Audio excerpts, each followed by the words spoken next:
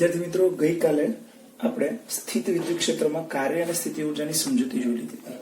આજે થોડોક સંબંધ પણ સમજવાનો પ્રયત્ન કરીએ કે ભાઈ જે સ્થિત વિદ્યુત છે એમાં સ્થિતિ ઉર્જા અને કાર્ય વચ્ચેનો શું સંબંધ થઈ શકે. તો સ્થિતિ ઉર્જા એટલે ફરીથી જરાક સમજૂતી મેળવીને પ્રયત્ન કરીએ કે ભાઈ આ જે વિદ્યુત ક્ષેત્ર છે, બરાબર, તો આ વિદ્યુત ક્ષેત્રમાં કોઈ પણ વિદ્યુત ભાર, જે ક્યુ વિદ્યુત ભાર છે, જેમ કે આપણે પી બિંદુએ કોઈ ક્યુ વિદ્યુત ભાર છે, તો એની સ્થિતિ ઉર્જા ક્યુ વિદ્યુત ભારની પી બિંદુએ સ્થિતિ ઉર્જા જે પણ હોય તે એને અહીં પી થી ક્યુ સુધી લાવવું હોય, પી થી આર સુધી લાવવું હોય. આ જે ક્યુ વિદ્યુત ભાર છે પી થી આર સુધી લાવવું હોય તો પી પાસેની સ્થિતિ ઉર્જા અને આર પાસેની સ્થિતિ ઉર્જા બંને ભિન્ન હશે. એટલે તમે પી થી આર સુધી લાવવા માટે આના પર કાર્ય કરવું પડે છે અને આ કાર્ય ઉર્જા સ્વરૂપે સંગ્રહાય છે. ઓકે, એટલે પી થી આર સુધી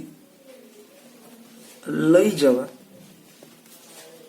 માટે કાર્ય કરવું પડે છે,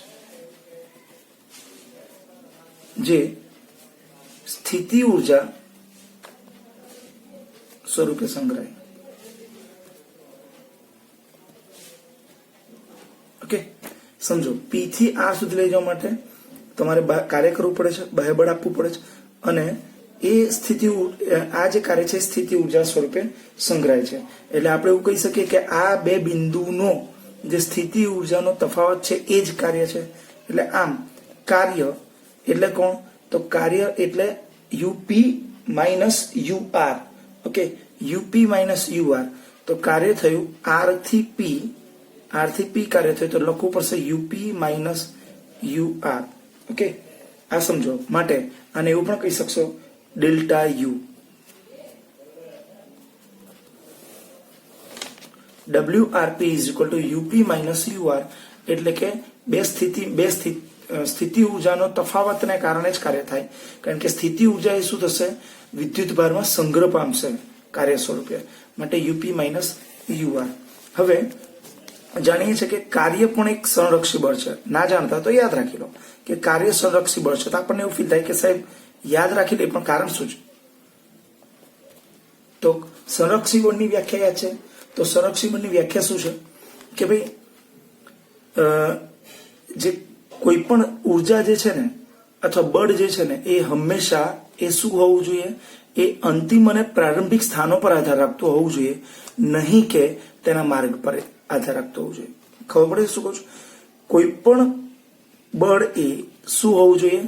એ અંતિમ અને પ્રારંભિક સ્થાન પર આધાર રાખતું હોવું જોઈએ. ઓકે, નહીં કે તેના માર્ગ પર કઈ રીતે લાવવામાં આવે છે તે.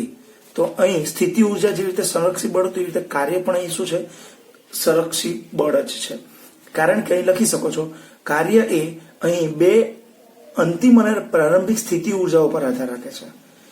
એ કયા માર્ગે એને લાવવામાં આવે છે અહીંથી એના પર આધાર રાખતા નથી. જેમ કે પી થી તમે આ બાજુ આવો અને પછી આર પર જાઓ, ઉપરથી જઈને અહીંયા આવો કે અહીંથી સીધે આવતા રહો, એનાથી કોઈ લેવા દેવા નથી. એને તો ફક્ત એટલા છે પી થી આર સુધી, આ પી અને આર વચ્ચેનું સ્થિતિ ઉર્જાનો તફાવત એટલે કાર્ય. ઓકે, એટલે આપણે કહી શકીએ કાર્ય પણ શું છે? સંરક્ષી બળ છે. સંરક્ષી બળની વ્યાખ્યા તમારે જાતે લખવાનું. સંરક્ષી બળ એટલે ડેશ ડેશ ડેશ મેં કર્યું છે, તમે જાતે લખી દેજો. ઓકે, હવે માટે આપણે શું લખીએ? ધારો કે એક વિદ્યુત ભારને અનંત અંતરેથી પી બિંદુએ લાવું છું, તો થતું કાર્ય શું થાય? થતું કાર્ય તો તમે ક્યાંથી ક્યાં લાવો છો? અનંત અંતરેથી પી બિંદુએ લાવો છો, એટલે થતું કાર્ય infinity P is equal two, તમને કીધું એવી રીતે સૂત્ર શું બનશે? WP minus W infinity. Okay, અથવા એવું પણ કહી શકો WP ના લખો તો WP કરતા એક કામ કરો, કાર્ય નહીં, આપણે કાર્યને તો શેના સ્વરૂપે જોઈએ? UP minus U infinity. W infinity P અહીં આપણે લખ્યું છે W infinity P is equal two WP minus UP minus U infinity. પણ તમે મને કહો અનંત અંતરે કોઈ પણ પદાર્થની સ્થિતિ ઉર્જા કેટલી હોય? તો અનંત અંતરે કોઈ પણ પદાર્થની સ્થિતિ ઉર્જા શૂન્ય હશે. આગળની થિયરીમાં ગુરુત્વાકર્ષણના ચેપ્ટરમાં આવી ગયું કે અનંત અંતરે એની સ્થિતિ ઉર્જા શૂન્ય લેવામાં આવે છે. એટલે આમ ઇન્ફિનિટી ડબલ્યુ ઇન્ફિનિટી પી એટલે અનંત અંતરેથી પી બિંદુએ લાવવા માટે કરવું પડતું કાર્ય એટલે કેટલી? તો એમાં સંગ્રહાયેલી સ્થિતિ ઉર્જા જેટલું હોય છે. આ એક મતલબ સંબંધ તારવવાનો હતો, એક સામાન્ય થિયરી હતી. થોડુંક વાંચશો તો પણ તમને આવડી જશે. હવે બીજી એક થિયરી આપણે લઈએ કે ભાઈ સ્થિત વિદ્યુત સ્થિતિમાન જે છે, સ્થિત વિદ્યુત સ્થિતિમાન, ઓકે, એ સમજાવો.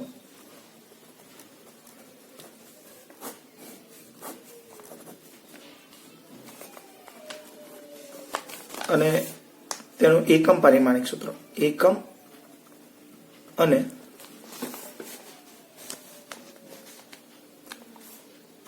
પારિમાણિક સૂત્ર.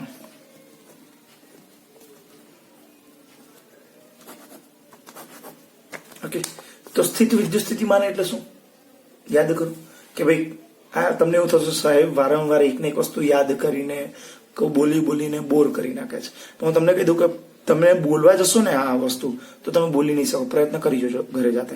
સ્થિત વિદ્યુત સ્થિતિમાન એટલે શું કે કોઈ એક વિદ્યુત ભાર છે, બરાબર, એક ક્યુ વિદ્યુત ભાર, કેપિટલ ક્યુ વિદ્યુત ભાર, એક કેપિટલ ક્યુ વિદ્યુત ભારની વિદ્યુત ક્ષેત્ર રેખાઓ છે.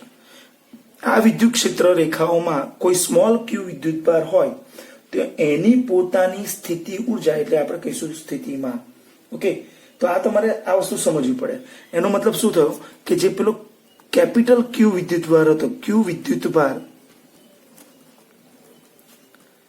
ની ક્ષેત્ર રેખા માં સ્મોલ ક્યુ વિદ્યુત ભાર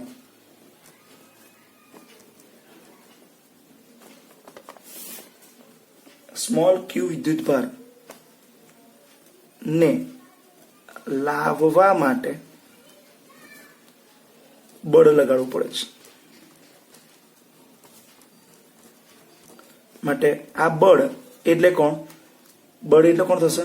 તો ક્યુ ઇન્ટુ ઈ જેટલું થાય. બળ કેટલું થશે? સદિશ F is equal to Q into E જેટલું થાય. ઓકે, આ તમારે ધ્યાનમાં લેવાનું અગત્યનું સૂત્ર છે. થોડી ડિટેલ આની અંદર આપણે વાત કરવાના છે એટલા માટે. તો હવે આ બળ વડે આ બળ કેટલું થશે? તો ક્યુ ઇન્ટુ ઈ એટલે ક્યુ જેટલો વિદ્યુત ક્ષેત્ર છે કેપિટલ ક્યુ નું અને જે વિદ્યુત ભાર તમે લાવો છો એના સમપ્રમાણમાં હોય છે. સદિશ F is equal to Q into E. હવે આના વડે થયેલું કાર્ય કેટલું હોય તો જરાક યાદ કરો. થોડુંક કાર્યનું સૂત્ર શું છે? ડબલ્યુ ઇઝ ઇક્વલ ટુ સદિશ એફ ઇન્ટુ આર. આપણે સામાન્ય સમજૂતી આપજો, ધ્યાન રાખજો વસ્તુ. બળ ગુણ્યા સ્થાનાંતર, કાર્ય બરાબર બળ ગુણ્યા સ્થાનાંતર. તો W is equal to F કેટલો થશે આપણી પાસે? તો Q E into R. Okay, માટે સદિશ W is equal to Q into E dot R આવું લખી શકાય. આ સદિશ ડબલ્યુ ઇઝ ઇક્વલ ટુ સદિશ એફ ડોટ સદિશ આર. એફ એટલે ક્યુ ઈ થઈ જશે અને ડોટ આર. માટે ક્યુ નીચે લઈ આવશે, W upon Q is equal two શું થઈ જશે? સદિશ ઈ ડોટ આર. હવે તમે મને કહો ડબલ્યુ અપોન ક્યુ એટલે કોણ? ગઈકાલની થિયરીમાં આવી ગયા. એકમ ધન વિદ્યુત ભારને આપેલા ક્ષેત્રમાં લઈ જવા માટે કરવું પડતું કાર્ય એટલે શું? વી સ્થિતિમાન. માટે સદિશ વી ઇઝ ઇક્વલ ટુ સદિશ ઈ ડોટ આર. તો આપણે એવું બીજી આ સંબંધ આવી રીતે પણ શકે. સદિશ વી ઇઝ ઇક્વલ ટુ સદિશ ઈ ડોટ આર અને બીજું પણ શું થઈ શકે છે? ડબલ્યુ અપોન ક્યુ પણ લખી શકાય. સદિશ ડબલ્યુ અપોન ક્યુ. એટલે એકદમ સાદી રીતે જો સમજવું જોઈએ તો સૂત્ર શું થશે? વોલ્ટેજ એટલે જ E dot R W upon q. પરંતુ આ જે સ્થાનાંતર છે, સ્થાનાંતર સૂક્ષ્મ હોત, ઓકે, સૂક્ષ્મ હોત તો અને શું કે સતત હોત, સૂક્ષ્મ અને સતત હોત તો જે આ સદિશ વી છે, ઓકે, તો એ વી થઈ જશે. વી ને તમે કેવી રીતે લખશો? ઇન્ટિગ્રેશન જે કાર્ય છે ને વિદ્યુત સ્થિતિમાનનો તફાવત, તો એને તમારે કેવી રીતે લખવું પડશે? ધારો કે અનંત અંતરેથી લઈને આવ્યા, આજ આગળની થિયરી અનંત અંતરેથી પી સુધી લઈને આવ્યા તો લખવું પડશે વીપી.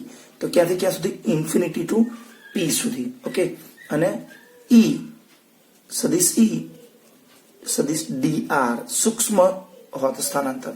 અને યાદ રાખો જે સ્થિતિમાન છે હંમેશા નેગેટિવ હશે, બરાબર, કારણ કે ઉર્જાનો શું થાય છે આમાં સંગ્રહ થાય, તમે કાર્ય ઉપર કરો છો માટે સદિશ વીપી ઇઝ ઇક્વલ ટુ સદિશ ઈ ડોટ dr થશે.